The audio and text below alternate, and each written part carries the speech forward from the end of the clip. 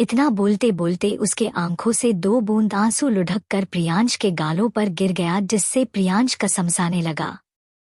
तो आद्रा अपने आंसुओं को पोंछकर प्रियांश का पीठ थपथपाने लगती है और फिर अपने आंखों को बंद कर लेती है।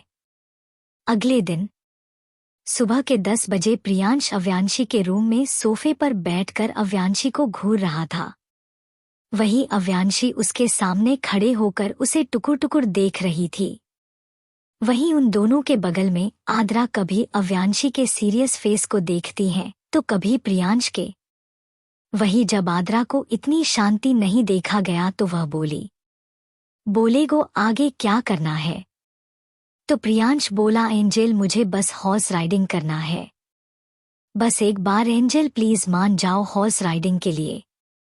तो अव्यांशी बोली, यू छोटे पीड़े 2 साल के तो हो, कहीं हॉर्स तुम्हें ही अपना चार समझ कर ना खा जाए। तो प्रियांश मुंह फुलाते हुए बोला, एंजल मैंने कभी आपकी बेइज्जती नहीं की और आप है कि बार बार मेरे इंसल्ट कर रही हो। तो अव्यांशी के फेस नॉर्मल हो गया और वो बोली, ठीक है हम तीनों हॉर्स राइडिंग के लिए चल सकते हैं, लेकिन वहां पर तुम्हें मेरी सारी बात माननी पड़ेगी। तो प्रियांश अच्छे बच्चे की तरह अपना सिर हिला देता है। तो अव्यांशी बोली, अडू ले चलो प्रियांश को। तो आद्रा प्रियांश को गोद में उठाकर अव्यांशी के पीछे पीछे चल दी। थोड़ी देर बाद वह तीनों एक बहुत ही बड़े ग्राउंड में खड़े थे और उसे ग्राउंड में लगभग 15 घोड़े थे जो कि डिफरेंट कलर का था और सबसे सुंदर तो व्हाइट और ब्लैक वाला घोड़ा लग रहा था। जब प्रियांश ने व्हाइट वाले हॉर्स को देखा तो उसकी आंखों में चमक आ गया और वह तुरंत ही अव्यांशी के हाथ को पकड़कर बोला, एंजल एंजल व्हाइट वाला हॉर्स को देखो कितना खूबसूरत लग रहा है, मुझे उस पर ही हॉर्स राइडिंग करना है। तो अव्यांशी बोली, क्या तुम हॉर्स को राइड कर पाओगे? तो प्रियांश बोल, हाँ मैं राइड कर लूंगा।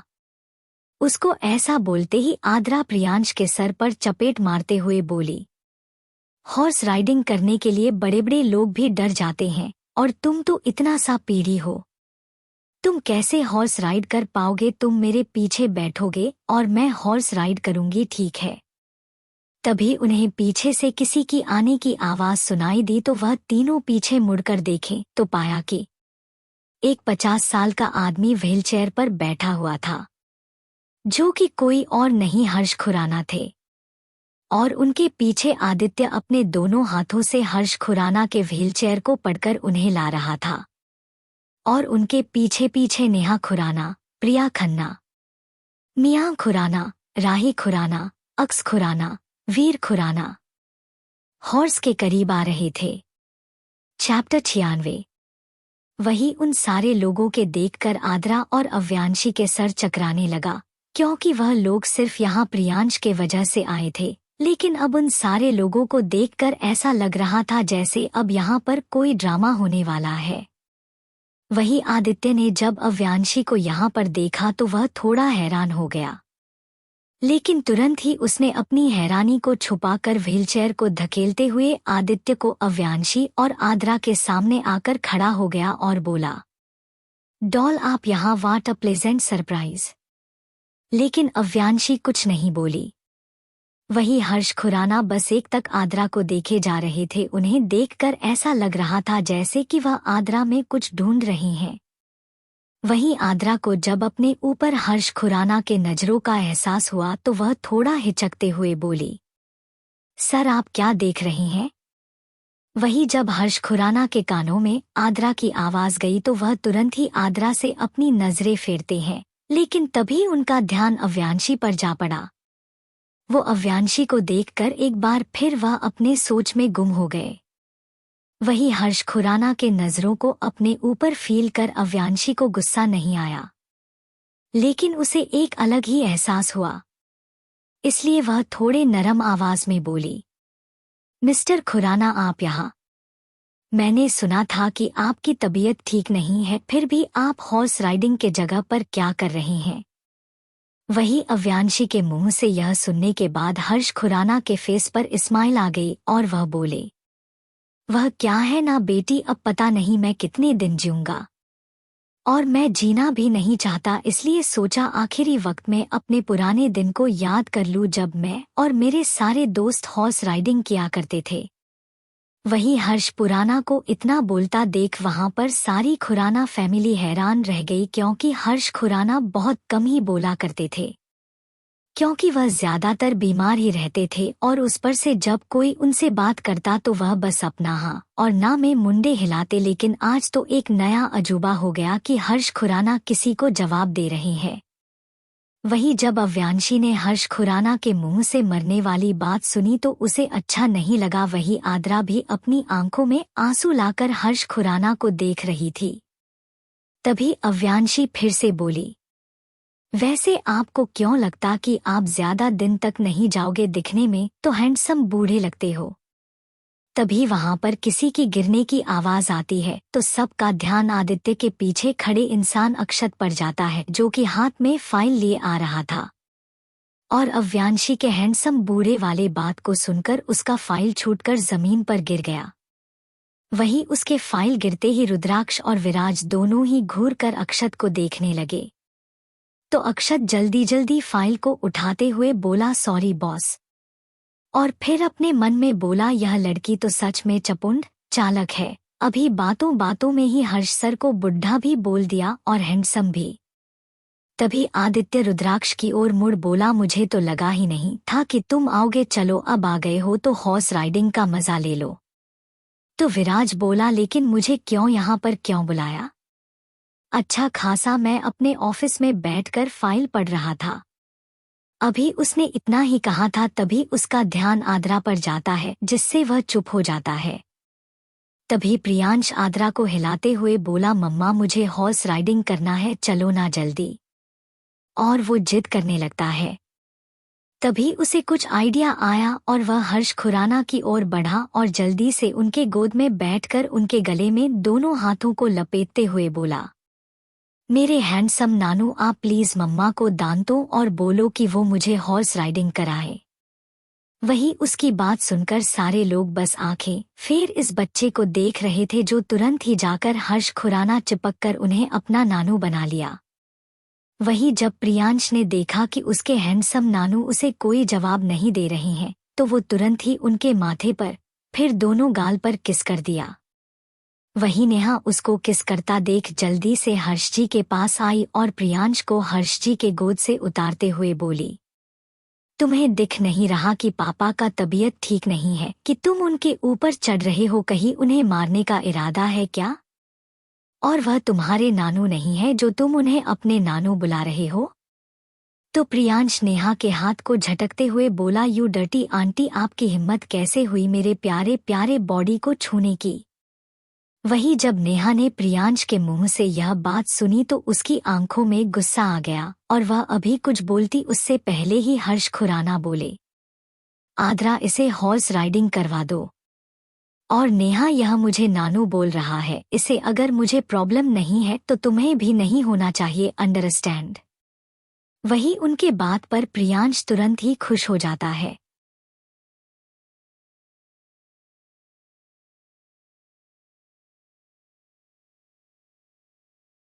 लेकिन नेहा को शौक ही लग गया, क्योंकि उसके डैड उसको छोड़कर किसी और के लिए स्टैंड ले रहे थे। लेकिन वह कुछ नहीं बोलता, क्योंकि उसे हर्ष खुराना से बहुत ज्यादा डर लगता था। वही प्रियांश को हंसता देख नेहा के दिमाग में कुछ आइडिया आया और वह बोली, हाँ प्रियांश सही बोल रहा है, वैसे भी हम लोग भी हॉर्स राइडिंग करने आए तो क्यों ना हम लोग साथ में ही हॉर्स राइडिंग करें। जिस पर सारे लोगों की आंखों में चमक आ गई। तभी वह अपनी बात को आगे बढ़ाते हुए बोली, लेकिन इस बार हॉर्स राइडिंग एक अलग तरीका से होगा। उसकी बात सुनकर सब लोग उसे ध्यान से सुनाने लगे। तो नेहा बोली, हम लोग यहाँ जितने भी लोग हैं सारे लोग 2 टीम में बंट जाएंगे, एक मेरे टीम में और दूसरा आद्रा के टीम में। और फिर हम दोनों बारी बारी से एक एक इंसान को चूज करेंगे। और फिर मेरे टीम के मेंबर और आद्रा की टीम के मेंबर अलग अलग हॉर्स से हॉर्स राइडिंग करेंगे, और जिस भी टीम के मेंबर सबसे पहले फिनिशिंग लाइन पर पहुंचेगी वही यह मैच जीतेगा। वहीं जब सबने नेहा की बात सुनी तो सबको सही लगा, सिर्फ रुद्राक्ष को छोड़कर, क्योंकि वह तो यहाँ पर सिर्फ इसलिए आया था ताकि वह थोड़ा सा अपने डैड के साथ वक्त गुजार सके, क्योंकि वह भी जानता था कि अगर नारायण सर के शिष्य का पता नहीं चला तो उसके पापा को कब क्या हो जाए किसी को नहीं पता। तभी नेहा बोली, सबसे पहले मैं पहला मेंबर चूज करूंगी अपने टीम के लिए। जिस पर प्रियांश, जो कि अभी भी हर्ष जी के गोदी में बैठा हुआ था, वह बोला, यू डर्टी आंटी, आप कुछ भी कर लो लेकिन जीतेगी तो मेरी प्यारी एंजल और मम्मा ही। तभी प्रिया खन्ना आगे आए और प्रियांश को देखते हुए बोली, आद्रा यह तुम्हारा बेटा है ना, तुमने कैसे इसकी परवरिश की है जो यह बार बार नेहा को डर्टी आंटी बोल रहा है। और यहाँ पर जितने भी लोग हैं वह इस लड़के को बात को अनसुना कर रहे हैं। वही प्रिया को इतना बोलता देख सब कोई अब आद्रा की ओर देखने लगे। तो आद्रा प्रियांश को देखते हुए बोली, प्रियांश ऐसे किसी से नहीं बोलते, चलो अभी नेहा को सॉरी बोलो। वही प्रियांश, जो कि सबके सामने अपनी मम्मा को इंसल्ट नहीं करना चाहता था, इसलिए वह नेहा की ओर मुड़ा और बोला, सॉरी आंटी, मुझे आपको डर्टी नहीं बोलना चाहिए था। तभी सबके कानों में अव्यांशी की आवाज गई, जो कब से सब लोगों को देख रही थी, और फिर बोली, चलो जल्दी स्टार्ट करो, मेरे पास टाइम नहीं है। जिस पर नेहा बोली, मेरी तरफ से मेरा टीम का पहला मेंबर है रुद्राक्ष भाई। वहीं जब रुद्राक्ष ने नेहा को अपने टीम में लेते देखा तो उसे बहुत गुस्सा आया, लेकिन उसने तुरंत ही छुपा लिया। तभी आद्रा बोली, मेरी तरफ से अव्यांशी। जिस पर रिया खन्ना हंसते हुए बोली, अरे मुझे लगा था कि तुम आदित्य, विराज और अक्षत में से किसी को लोग जो कि हॉर्स को अच्छे से राइड करते हो, लेकिन तुम तो अव्यांशी को ली। जितना मुझे लगता है उसे तो हॉर्स पर बैठना भी नहीं आता होगा। तभी आद्रा अपने सख्त आवाज में बोली, आगे बोलो नेहा। तो नेहा पहले अपने मन में सोचती है कि आज विराट जी भी मेरे पास है और वह मेरे साथ मेरे घोड़े पर बैठ जाए तो हम दोनों साथ में बैठ जाए तो कितने अच्छे लगेंगे। और फिर वो बोली, मेरे दूसरे मेंबर है विराट जी। वही विराज खुद का नाम सुनकर उसके भी आंखें लाल हो गई। तभी आद्रा बोली, आदित्य भाई। वही आद्रा ने फ्लो में आदित्य को आदित्य भाई बोल दिया, लेकिन उसने यह नहीं ध्यान दिया कि उसके भाई के बोलने के वजह से आदित्य के फेस पर एक अलग ही रिएक्शन आ गया। हेलो फ्रेंड्स, अगर आपको कल चैप्टर चाहिए तो कमेंट में बता देना, अगर ज्यादा लाइक और कमेंट रहा तो कल चैप्टर दे दूंगी।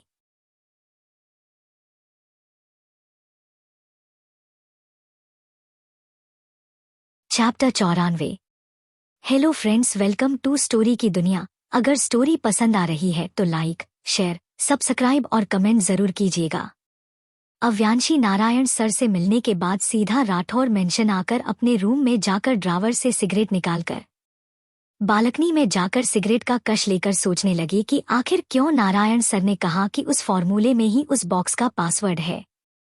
चैप्टर 95। और उन्हें कैसे पता कि मुझे कोई बॉक्स मिला है। यह सब सोचते सोचते उसका सिगरेट भी खत्म हो गया और वह अपने रूम में आई और लैपटॉप खोलकर उसमें चेक करने लगी कि आखिर नारायण सर का सबसे बेस्ट स्टूडेंट कौन था, जिससे वह यह जान पाए कि आखिर कौन था वह इंसान जिसने नारायण सर को वह फॉर्मूला दिया था, और आखिर उस फॉर्मूले में ही क्यों उस बॉक्स का पासवर्ड है, और नारायण सर ने वह फॉर्मूला मुझे ही क्यों दिया, क्या वह इंसान मुझसे कनेक्टेड है। यह सब सोचते सोचते वह जल्दी से लैपटॉप में नारायण के बेस्ट स्टूडेंट को सर्च करने लगी, लेकिन वह यह देखकर शॉक हो गई कि नेट पर नारायण करके स्टूडेंट के रिलेटेड कोई भी इंफॉर्मेशन नहीं है। इंटरनेट पर नारायण सर का स्टूडेंट के बारे में सर्च करने पर यह आ रहा था कि नारायण करके बहुत सारे स्टूडेंट थे, लेकिन हमें उनके बारे में कोई जानकारी नहीं है और उनका आखिरी स्टूडेंट के बारे में भी हम नहीं जानते। लेकिन कहाँ यह जाता है कि नारायण सर का आखिरी स्टूडेंट ही वह इंसान है जो नारायण सर के आगे का गद्दी संभालेगा और आयुर्वेदिक के गुरु बनेगा, और वह इंसान एक बहुत बड़ा जीनियस है। नेट पर यह सारी इन्फॉर्मेशन पढ़ने के बाद अव्यांशी तुरंत ही अपने लैपटॉप को बंद कर दी और फिर खुद से बोली, आखिर क्यों नारायण सर का कोई भी स्टूडेंट का नाम नेट पर नहीं आ रहा है, ये कैसे पॉसिबल हो सकता है। अभी वह यह सब सोच ही रही थी तभी उसका रूम नॉक हुआ तो वह जाकर गेट खोलती है तो देखती है कि अभिषेक राठौर और अनीता राठौर गेट के सामने खड़े हैं। वहीं उन दोनों को देखकर अव्यांशी अपने कठोर आवाज में बोली, आप लोग यहाँ पर क्यों आए हैं? और वैसे आपकी बेटी सोनम ठीक तो है ना? तभी अनीता जी फूट फूट कर रोने लगी। वह उनको रोता देख अव्यांशी अपने मन में बोली, अब यह कौन सा नया ड्रामा है? और फिर वह अपने फेस को सीरियस करते हुए बोली, आप रो क्यों रही है मिसेज राठौर, और अगर आपको रोना ही है तो जाकर अपने कमरे में रो सकती है, मेरे रूम में आने की क्या जरूरत थी? वही उसका इतना ठंड वॉइस सुनकर एक बार के लिए तो अभिषेक राठौर भी डर गए क्योंकि अव्यांशी अब बिल्कुल पहले जैसी भोली, मासूम, सबके आगे पीछे घूमने वाली लड़की की तरह नहीं बोल रही थी। वह बिल्कुल एक mature, high personality, standard girl की तरह बोल रही थी और उसके आवाज में एक अलग ही ऑरा दिख रहा था। लेकिन वह तुरंत ही अपने ख्याल को झटक कर अव्यांशी बोले, हमें तुमसे कुछ बात करना है। और फिर वह अपना सर नीचे झुका लिए। वहीं अव्यांशी ने जब उन दोनों को नीचे झुका हुआ सर देखा तो बोली, ठीक है बोलिए, क्या बात करनी है आप दोनों को? और फिर वह पीछे मुड़कर जाकर अपने रूम में सोफे पर बैठ गई।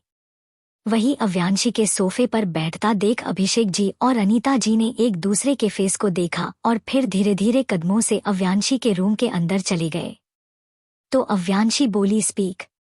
जिस पर अनीता जी जल्दी से आगे आई और अपने दोनों हाथों को जोड़ते हुए बोली, मुझे माफ कर दो बेटी, मुझसे बहुत बड़ी गलती हो गई। मैंने तुम्हें वह प्यार नहीं दिया जो मुझे देना चाहिए था, जबकि तुम मेरी इकलौती बेटी थी।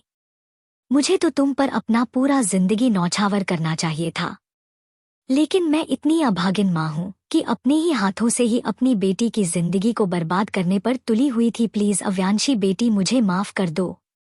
और यह सब बोलते उनकी आंखों से आंसू बहने लगा, जिस पर अभिषेक जी भी जल्दी से अपने दोनों हाथों को जोड़ते हुए बोले, मैं तो एक बाप हूं ना, मुझे अपनी बेटी का पूरा ख्याल रखना चाहिए था। लेकिन मैंने क्या किया? मैंने तुम्हें एक बार नहीं बार बार थप्पड़ मारा, वह भी सबके सामने। मैंने तुम्हें सबके सामने जलील किया। मैंने कभी यह नहीं सोचा कि मेरी बातों से तुम्हें कितना दुख और दर्द पहुंच रहा होगा। मैं सिर्फ और सिर्फ सोनल के बारे में सोचता था। प्लीज मुझे माफ कर दो अव्यांशी, प्लीज मुझे माफ कर दो। इतना सब बोलने के बाद उनके भी आंखों से दो बूंद लुढ़क कर नीचे जमीन पर गिर गए। वही अव्यांशी बिना इमोशन के बस उन दोनों को देखे जा रही थी। उसके दिमाग में क्या चल रहा था वह किसी को नहीं पता था। तभी वह सोफे से खड़ी हुई और उन दोनों के सामने आकर अपने दोनों हाथों को फोल्ड करके बोली, आप लोग का हो गया तो यू कैन गो। और वैसे भी आपके पास तो आपकी प्यारी बेटी सोनम तो है ना, जिसको आपको ख्याल रखना है। उसके करियर को टॉप पर पहुंचना है, उसके लिए अच्छा लड़का देखना है। तो आप लोग जाइए, अपने बेटी सोनम के बारे में सोचिए कि उसके लिए क्या अच्छा काम हम दोनों कर सकते हैं। और हाँ, मेरे बारे में आप दोनों को सोचने की कोई जरूरत नहीं है, क्योंकि मैं तो जानती ही नहीं हूँ कि आप दोनों कौन हैं। तभी अभिषेक जी बीच में बोले, यह क्या बोल रही हो अव्यांशी, तुम मेरी बेटी हो। जिस पर अव्यांशी अपने एक हाथों से रोकते हुए बोली, कैसी बेटी? कौन सी बेटी? आज से 6 महीने पहले ही मैं एक अनाथ लड़की हो चुकी हूँ। मेरे इस जिंदगी में मैं सिर्फ एक अकेली लड़की हूँ। मेरा कोई परिवार नहीं है, सिर्फ दादा दादू बिहान भाई के अलावा। और आइंदा से यह आप दोनों भी भूल जाइए कि आप लोगों के कोई अव्यांशी नाम की एक बेटी थी। और फिर एक जोर की आवाज के साथ बोली, नाउ यू कैन गो। नहीं तो इतना कहकर वह आगे की बात अधूरी छोड़ दी। वही अव्यांशी के इस रूप में को देखकर अभिषेक जी और अनीता जी पूरी तरह से डर गए और उनके कोई होश का ठिकाना ही नहीं था कि जिस लड़की को वो जब चाहे तब थप्पड़ मार देते, लेकिन वह बदले में कुछ नहीं करती। लेकिन आज वह लड़की बिल्कुल अलग ही लग रही थी, जैसे वह अव्यांशी न होकर कोई और ही है। और यह बात भी सही था, क्योंकि यह तो अव्यांशी राठौर थी ही नहीं। अव्यांशी राठौर तो बहुत पहले ही मर चुकी थी और अब इस शरीर में एक सिया नाम की लड़की का आत्मा है। लेकिन इस दुनिया में तो वह अव्यांशी राठौर ही थी ना, तो सब किसी को अव्यांशी के इस रूप को देखकर तो हैरान होना ही था। लेकिन उन दोनों ने तुरंत ही अपनी हैरानी को छुपाते हुए जल्दी से एक दूसरे का हाथ पकड़कर धीरे धीरे कदमों से अव्यांशी के रूम से निकल गए। उन दोनों के जाने के बाद अव्यांशी एक नज़र गेट को देखती है और फिर रिमोट से गेट बंद कर जाकर अपने बेड पर बैठकर सोचने लगती है कि क्यों मिस्टर राठौर और मैसेज राठौर ने उससे माफी मांगा। इधर आद्रा प्रियांश को लेकर ग्राउंड से दौड़ते हुए अपने कमरे में आई और जल्दी से प्रियांश को अपने गोद से उतरते हुए बेड पर बैठा कर बोली, प्रियांश बच्चा, आपने नीचे क्या कहा और कैसी हरकत कर रहे थे? और आपने उसे अंकल को अपना डैडी क्यों बोला? वही आद्रा की इस बात पर प्रियांश को कोई फर्क नहीं पड़ा। वह जल्दी से बेड से उठा और जोर जोर से बेड पर कूदते हुए बोला, मम्मा मम्मा, मुझे डैडी मिल गए और आपके लिए एक हस्बैंड। तो आद्रा थोड़ी सख्त आवाज में बोली, प्रियांश बच्चा, वह आपके डैडी नहीं है और कभी भी उनको अपने डैडी मत कहना। इतना बोलकर वह जल्दी से रूम के लाइट को ऑफ कर प्रियांश को पकड़कर अपने बगल में सुलाने लगती है। वहीं प्रियांश आद्रा की इतनी सीरियस बात सुनकर वह भी कुछ नहीं बोला और जल्दी से आद्रा से चिपक कर अपनी आंखें बंद कर ली। वही आद्रा को जब अपने सीने को पर प्रियांश की गर्म सांसें महसूस हुआ तो वह जान गई कि प्रियांश सो चुका है। इसलिए वह तुरंत ही अपने आंखों को खोलते हुए बोली, बच्चा, आप जो चाहते हो वह मैं नहीं कर सकती। मुझे तो यह भी नहीं पता कि आपके डैडी कौन है और मुझे इस बात का डर लगता है कि जिस दिन आपके बायोलॉजिकल डैड आपके पास आकर मुझसे आपको छीनने की कोशिश करेंगे तो मैं क्या कर दूंगी मुझे भी नहीं पता, शायद मैं उसे जान से भी मार दूं।